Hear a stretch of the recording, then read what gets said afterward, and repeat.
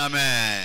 Dans le royaume, on est tous porte-parole de Jésus. Nous sommes appelés à dire aux autres, venez avec nous. Ne soyons pas égoïstes. Les choses que le Seigneur est en train de faire, on ne sait jamais. On ne sait jamais. Moi, j'avais un yaya de la parcelle. Donc, mon oncle louait dans les parcelles et lui, il était de loin plus âgé que nous. Chaque soir, bon, pas chaque soir, mais le jour du culte au moins, ce yaya-là, il s'est déplacé pour le culte. Et comme moi, j'ai demandé de temps en temps des petits bonbons, tout ça, il m'a dit, bon, je te l'accorde double si tu m'accompagnes. Et quelques années plus tard, les yaya que j'accompagnais, je suis devenu son pasteur dans leur parcelle. C'est compliqué. On ne sait jamais, les gens que nous invitons à l'église, on ne sait jamais ce que Dieu peut faire dans la vie de quelqu'un. On est obligé de faire ce travail parce que nous vivons pour ça. Dieu nous a créés pour ça. Il nous laisse en vie pour ça. Les temps que je passe à Lubumbashi, ça c'est un secret que je vous livre. De temps en temps, je mets mon pantalon jeans, je sors là dans les carrefours, chez les motards, tout ça. Je parle de Jésus. Ça dépend de l'église où je prêche. Si je suis à Bred, j'ai dit, venez, venez, allons écouter la parole de Dieu. Si chez l'apôtre Raph, j'ai dit, on va écouter la parole de Dieu. Parce que je ne vois pas l'essence de ma vie sans ce travail de Dieu, l'évangélisation, gagner les âmes, édifier les autres. Et je ne vois aucun sens. Tout ce qu'on peut avoir, les parcelles, les voitures, l'argent, le voyage en Europe, aux États-Unis, c'est bien, mais après, qu'est-ce que ça nous rapporte après? Parce qu'il arrivera un moment où chacun de nous va rendre compte devant le Seigneur. Chacun dira, voilà ce que j'ai fait. Qu'est-ce que tu vas dire au Seigneur?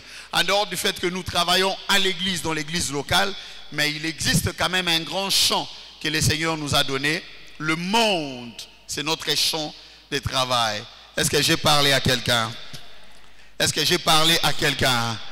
Soyez tous bénis. Je vous invite dans la parole de Dieu, très rapidement. Ensuite, on va prier comme d'habitude. Je suis dans Matthieu chapitre 27. On va commencer par le premier verset, le deuxième, le troisième, le quatrième, le cinquième.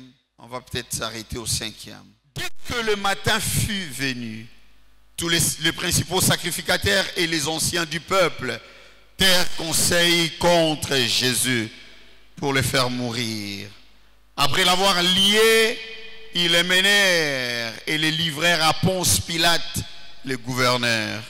Alors Judas, qui l'avait livré, voyant qu'il était condamné, s'est repenti. Je voudrais à ce que, du moins pour ceux qui ont la Bible en papier, qu'ils soulignent bien, soit dans le bloc-notes ou dans la Bible, que Judas s'est repenti et rapporta les 30 pièces d'argent aux principaux sacrificateurs et aux anciens, en disant, j'ai péché en livrant le sang innocent. Ils répondirent, que nous importe? Cela te regarde. Judas jeta les pièces d'argent dans les temples, se retira et alla se pendre. Romains 10, 10. Dans la Bible ici, nous avons ce qu'on appelle le salut. Le salut, nous l'avons en Christ. Et le salut, c'est les dénominateurs communs de toutes les églises chrétiennes. Tous, nous avons comme élément commun ce qu'on appelle le salut. Le salut, nous l'avons en Christ. Donc tous ceux qui confessent Christ comme étant Seigneur et Sauveur, ils ont le salut. Peu importe leur dénomination, peu importe le nom de leur église, peu importe tout ce qu'ils ont comme pratique. S'ils confessent Jésus, s'ils croient que Jésus est mort à la croix, ressuscité le troisième jour, ils ont le salut. Nous avons le salut. C'est la condition du salut, c'est notre base. C'est le socle, le soubassement que nous avons tous. Alors, en dehors du salut, nous avons ce qu'on appelle la doctrine de l'église locale. La doctrine de l'église locale, c'est l'ensemble des éléments qui constituent la croyance ou l'orientation de la croyance de chaque assemblée. Tous, nous n'avons pas la même doctrine. Chaque église a ce qu'on appelle la doctrine de l'église locale. Alors, la doctrine de l'église locale ne sauve pas. Ce qui nous sauve, c'est le salut. C'est-à-dire croire en Jésus. Lorsque quelqu'un confesse dans sa bouche, il dit je crois que Jésus est Seigneur, là il est sauvé. Les restes, c'est question d'ordre, selon la vision, la mission et la conviction ou l'inspiration que Dieu a donnée à chaque serviteur de Dieu. C'est pourquoi n'allez pas faire des discussions inutiles avec des gens concernant la doctrine. Alors, si nous mettons de côté la doctrine et que nous parlons du salut, il y a des conditions pour le salut. Et quelles sont les conditions du salut? La première des choses, il faut qu'il y ait des prédicateurs. Les saluts, on ne les ramasse pas comme ça. Il faut qu'on vous prêche par quelqu'un. C'est comme ça que Dieu a établi des hommes pour nous parler de sa part, afin de nous communiquer les saluts. Les saluts est communiqué par des gens que Dieu a établis. Qui sont ces gens-là? Ce sont les apôtres, le prophète, les évangélistes, les pasteurs, les docteurs. C'est des gens, on les appelle des ministres. C'est des gens que Dieu a établis. Et ces gens-là, ils ont les auxiliaires. Les auxiliaires, c'est des diacres, des anciens, ainsi de suite. Ça, c'est des gens qui nous communiquent les saluts. Première condition, il faut qu'il y ait des gens. Deuxième condition, il faut que nous croyons à ce que ces gens-là nous disent.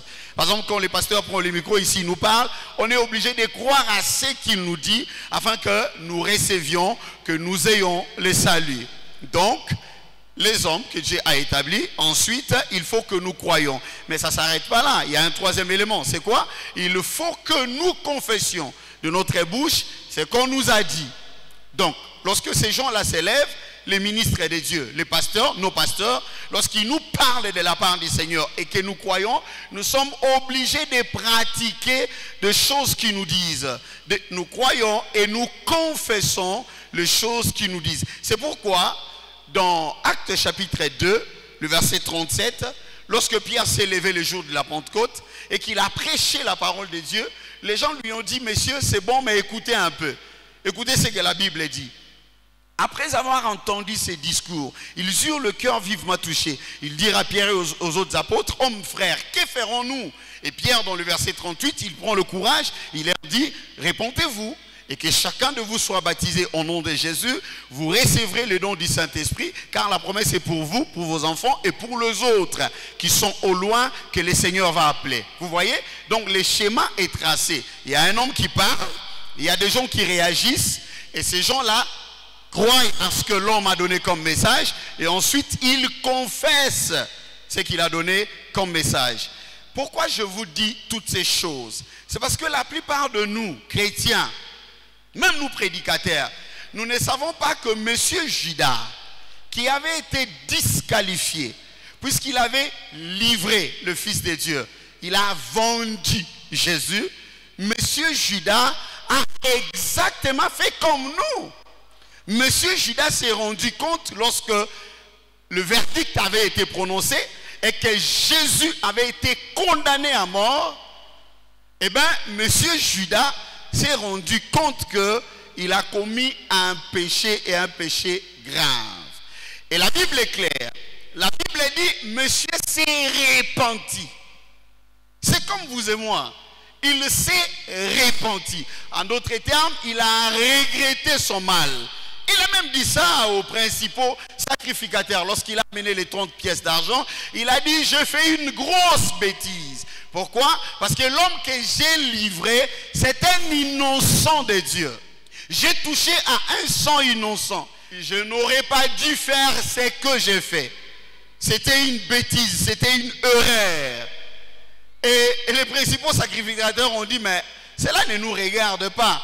Et ils n'ont pas pris l'argent. Donc, monsieur Judas a cru que Jésus était le Seigneur. Il a confessé que son acte était un acte ignoble, un acte qui n'aurait pas dû se faire. Et monsieur Judas s'est repenti.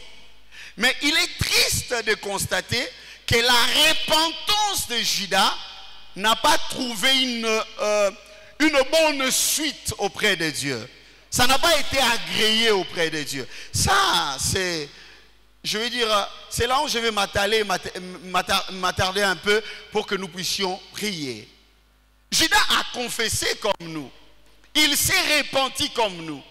Mais Judas n'a pas été agréé. En d'autres termes, Judas n'a pas reçu le salut en lui. Il n'a pas été sauvé. Donc Judas, comprenant qu'il n'a pas été sauvé, la Bible dit, il s'est précipité et il est allé se pendre.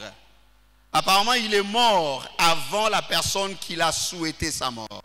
Il voulait que le Christ meure, mais lui, il est mort avant la mort de Jésus. Qu'est-ce qui s'est exactement passé pour que ça se passe ainsi? Pourquoi Judas n'avait pas été agréé?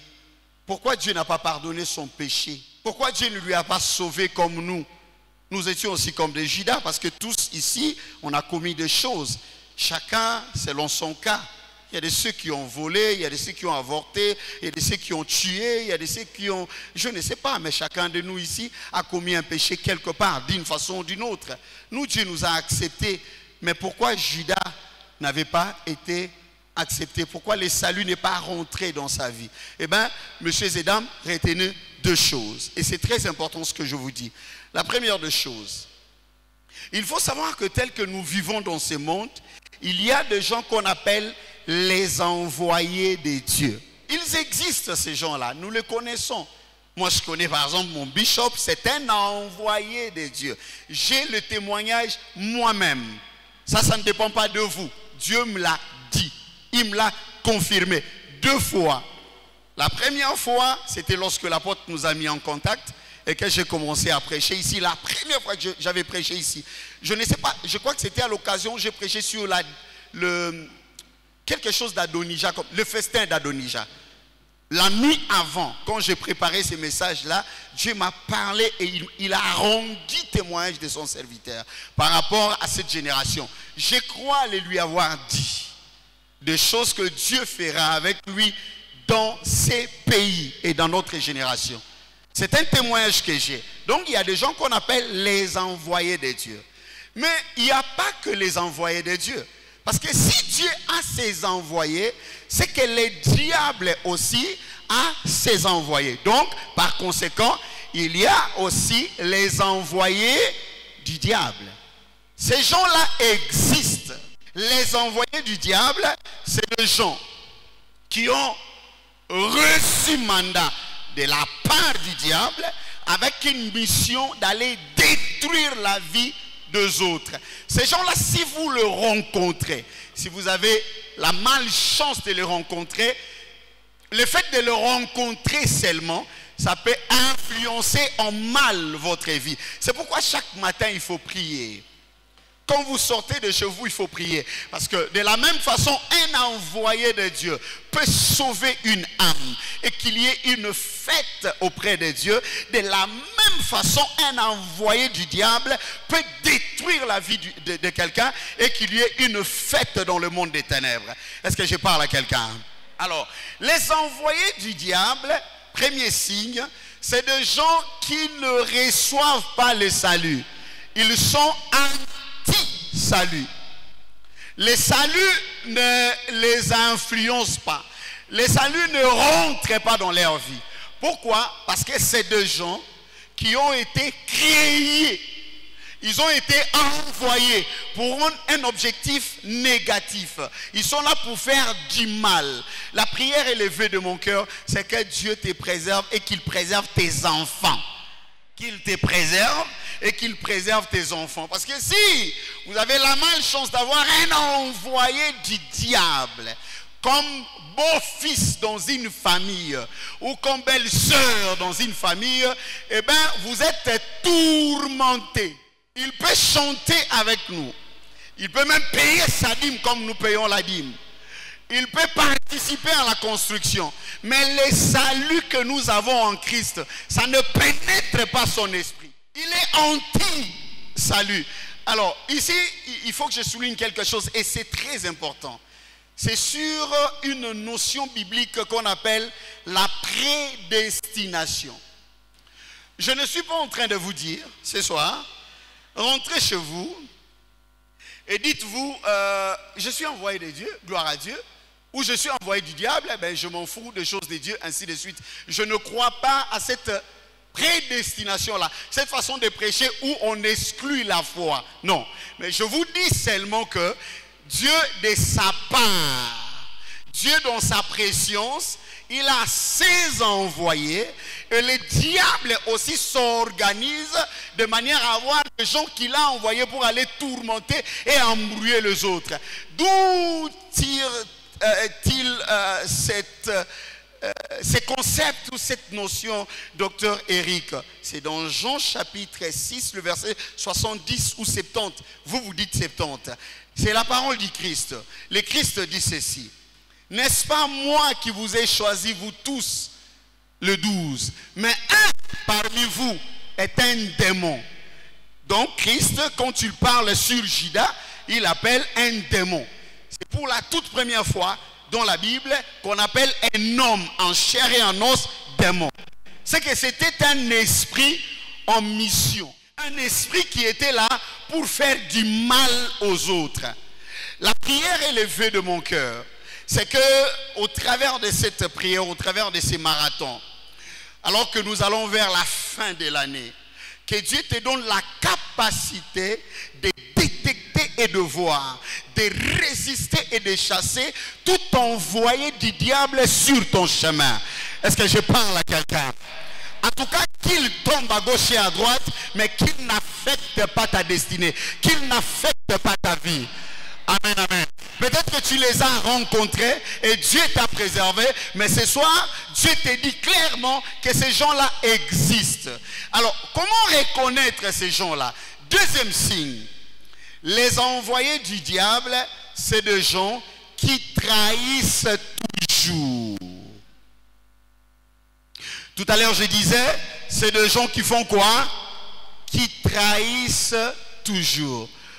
Okoki kosalela ebola mundenge nyonso. Même si vous lui faites tout le bonheur du monde, atokabela e mbongo, ofutela e minerval, tu t'es sacrifié pour son bonheur, il finira par te trahir. Est-ce que je parle à quelqu'un? En fait, la trahison, c'est dans l'air DNA en français. ADN. C'est dans leur ADN. C'est-à-dire que c'est des gens, la trahison pour eux c'est un art. Ils sont experts en trahison. En fait, je ne vois aucune raison. Pourquoi Judas doit-il livrer Jésus? Parce que les 30 pièces d'argent, à la fin nous comprenons qu'il n'en avait même pas besoin. C'est des gens qui te trahiront sans raison valable. Tu peux faire son témoignage. Tu dis du bien de lui partout où tu passes. Mais lui, à chaque occasion qu'il a de parler derrière ton dos, il ne fait que t'écraser et te détruire. Ça, c'est un mauvais signe. Peut-être que c'est un envoyé du diable. Est-ce que je parle à quelqu'un? Et ces gens-là, ils n'ont pas peur. S'ils ont infiltré les carrés de Jésus, c'est qu'ils peuvent venir même à l'église. Ils peuvent même venir ici à Brest. Vous allez vous étonner que vous et nous, on est ici, en train de lutter pour la construction de l'église, mais vous entendez des salades qui sont racontées par quelqu'un qui est de nôtre. Ça, c'est un mauvais signe. Alors, faites-moi la grâce de dire à ton voisin, pardon, ne sois pas un traître. Il était trop sérieux, va chez l'autre. Pardon, ne sois pas un traître. Ils trahissent toujours. Oh mon Dieu, je lève ma main comme un prophète. Et je déclare ce soir, tu n'es pas une marchandise pour que tu sois vendu par quelqu'un.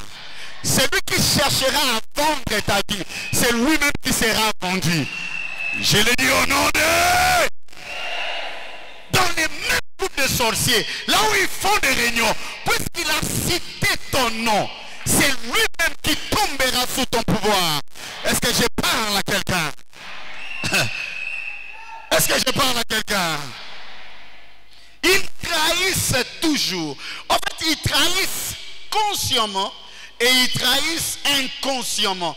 Même quand il est inconscient, son objectif c'est de trahir. Judas, en fait, il tire cette mentalité de trahison chez les diables, Satan, Lucifer, qui était devant le trône de Dieu et qui avait tous les avantages du monde. Vous savez, ça fait très mal lorsqu'on prend le risque de faire confiance en quelqu'un et que la personne nous retourne la trahison. Ça fait très mal. Ça fait très mal quand on s'est dit, lui, je le connais. Elle, je la connais. Lui, j'ai confiance en lui. Elle, je lui fais confiance. Et après, apprendre que la même personne te fait du mal. J'ai un petit conseil avant de progresser avec ma pensée. Lorsque vous détectez que quelqu'un a ces signaux que je vous donne, s'il vous plaît, messieurs et dames, éloignez-vous de cette personne-là. Ah, vous avez des doutes parce que vous n'avez pas encore vu des choses. Mais moi, je vous dis, des gens comme ça sont tellement dangereux qu'il faut s'éloigner d'eux. Est-ce que je parle à quelqu'un? Éloigne-toi de toute personne qui a l'intention de te tirer par les bas.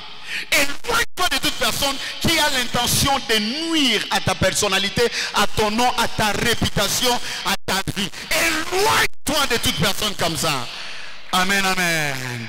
Salomon a dit dans la parole de Dieu, quand la prudence fait défaut, le peuple fait quoi? Le peuple tombe. Des fois, nous croyons que c'est bien, c'est l'humilité, c'est la bonté, mais des fois nous sommes naïfs, frères et sœurs. Des fois nous en faisons un peu trop. C'est toujours Salomon qui parle. Et il dit, ne soyez pas juste à l'excès. Il y a des gens qui ne méritent pas ta confiance. Est-ce que je parle à quelqu'un?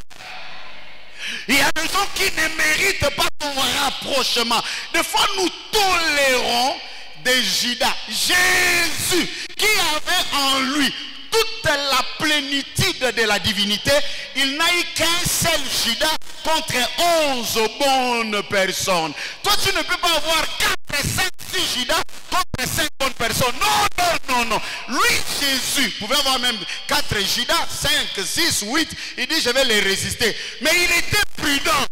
Il dit, ça me suffit. Il le savait, il les connaissait. Mais comme sa mission était de monter à la croix, il a laissé faire. Il y a des gens qui pensent que tu ne les connais pas, mais ils sont en train de se tromper. Tu les connais très bien. Oh mon Dieu, est-ce que je parle à quelqu'un? Tu connais leur manœuvre, mais tu sais qu'il y a un temps tu vas dire non, ça suffit et ça s'arrête là. Ce soir nous allons dire non à tous les Judas tant spirituels que physiques. Ils vont tomber au nom de... Ils vont brûler au nom de... Ils vont s'éloigner au nom de...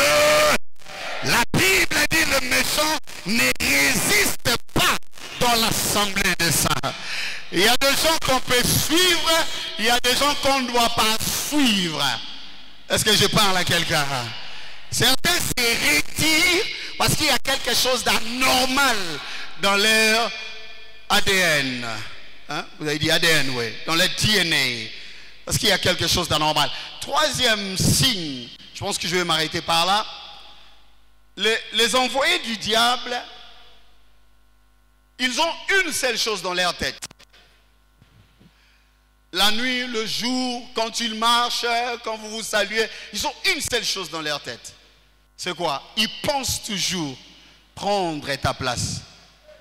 Oui, ils pensent, quand ils dorment, ils se réveillent, ils te regardent, ils pensent toujours qu'un jour, je prendrai sa place. Oh mon Dieu. Je lève ma main comme un prophète. Tout celui qui envie ton trône. Oh mon Dieu. Que les charbons de feu tombent sur sa tête. Oh mon Dieu. Que ses intentions soient dévoilées au vu aussi de tout le monde. Que Dieu l'expose au nom de Jésus. Celui qui appelle, c'est Dieu. Celui qui bénit, c'est Dieu. Celui qui établit, c'est Dieu. Celui qui donne, c'est Dieu. Ce que j'ai, je n'ai pas pensé de pouvoir l'avoir. C'est Dieu dans sa suprématie, dans son autorité. C'est lui qui m'a donné ça. Pourquoi me jalouser? Pourquoi chercher ma mort avant le temps? Pourquoi chercher ma chaise?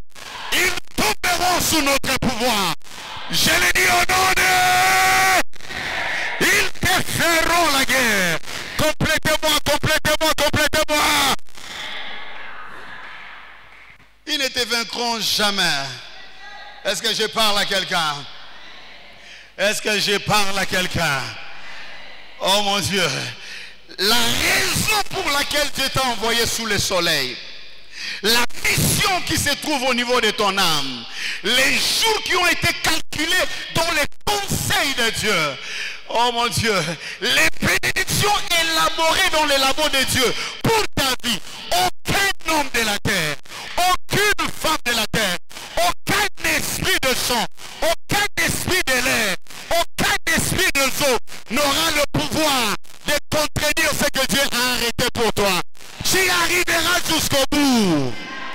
Je croyais que je parlais à un homme, à une femme. Tu arriveras jusqu'au bout. Je l'ai dit au nom de... Ils sont tellement jaloux. Ils sont tellement méchants.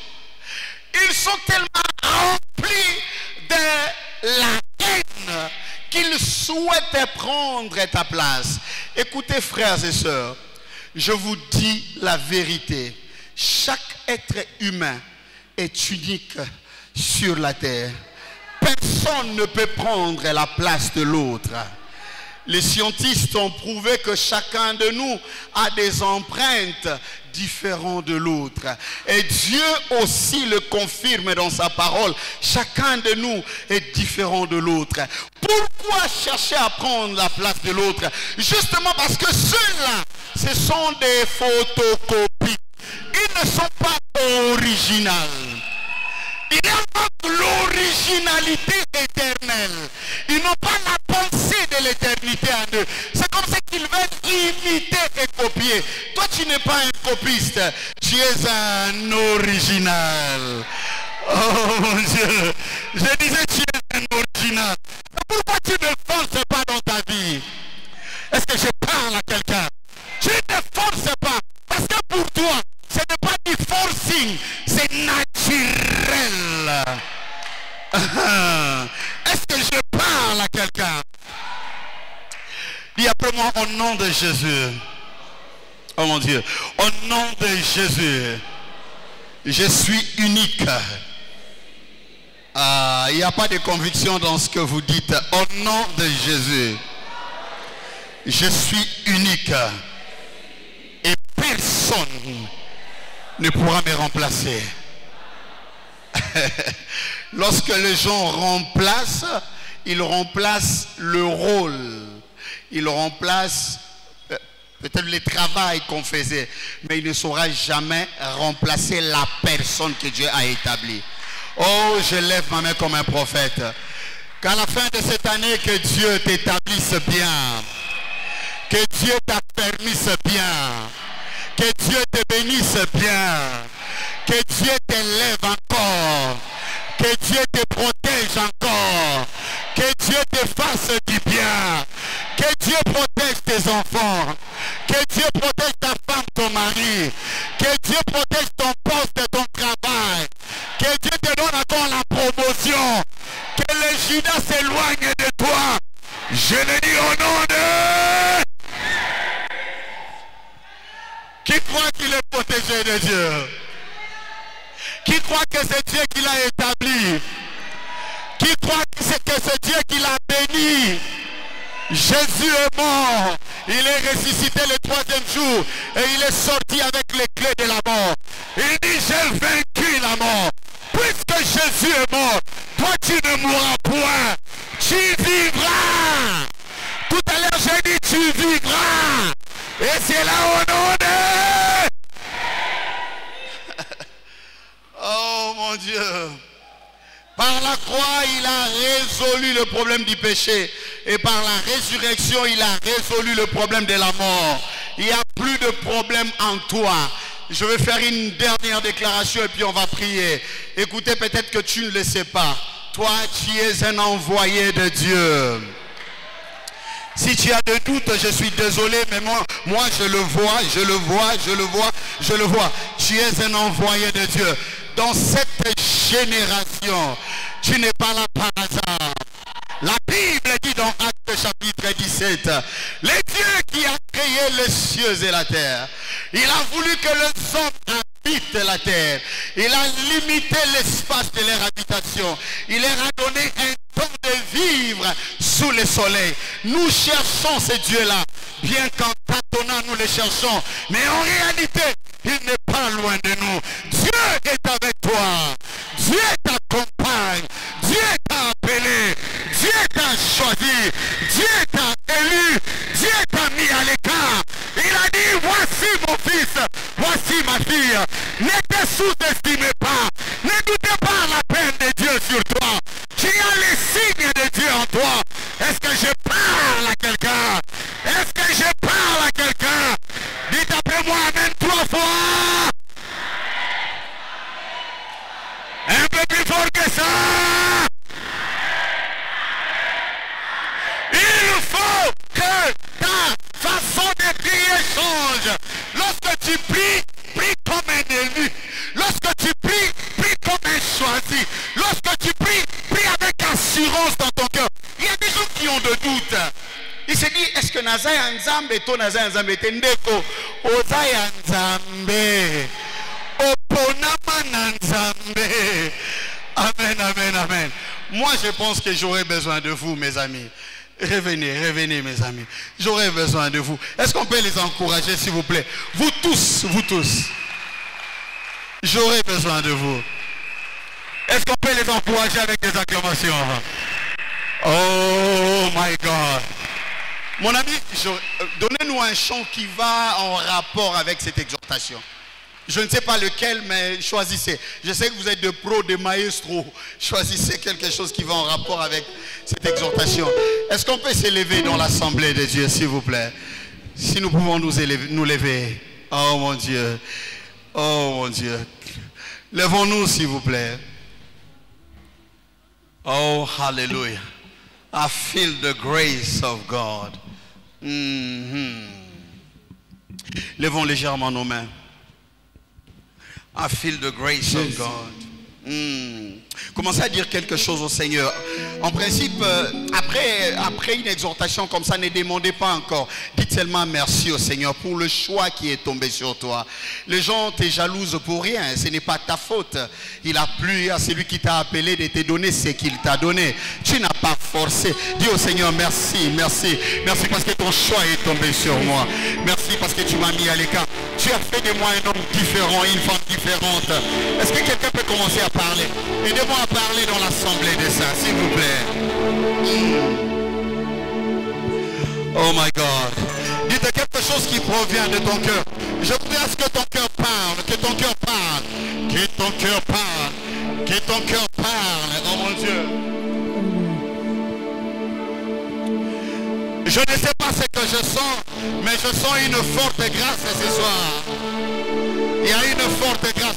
Si tu es quelqu'un qui parle en langue, si tu es baptisé du Saint-Esprit et que tu parles en langue, commencez à parler. Commencez à utiliser les langues des anges. Utilise les langues des anges. Oh my